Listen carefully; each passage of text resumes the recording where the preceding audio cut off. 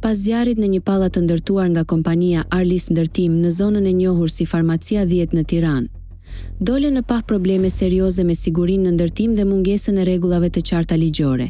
Edhe një ditë pas ngjarjes, godina vijonte të nxirrte tym, ndërsa 10 tëra apartamente u shkatëruan dhe qindra banor mbetën të prekur.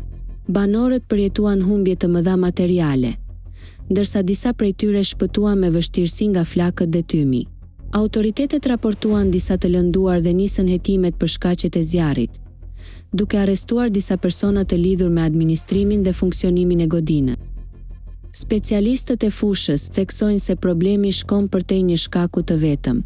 Mungesa e një kuadri të qartë ligjor për materialet e fasadave dhe standardet kundër zjarrit krijon një situatë ku ndërtesat mund të jenë formalisht të certifikuara, por realisht të pasigurta. Materiale si polistireni dhe poliuretani përdoren gjerësisht për izolim, pasi janë të lira dhe efikase energjetikisht, por në rast zjarri digjen shpejt dhe përhapin flakët me intensitet. Ngjarja rikthen në vëmendje tragjedinë e Grenfell Tower Fire në Londër, ku pikërisht fasada e djegshme çoi në pasoja katastrofike.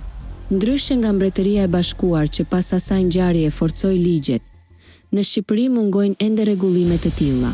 Përgjegjësia sipas ekspertëve është zinxhir nga projektuesit dhe ndërtuesit, te mbikëqyrësit dhe institucionet që japin leje. Megjithatë, reagimi politik ishte i kufizuar.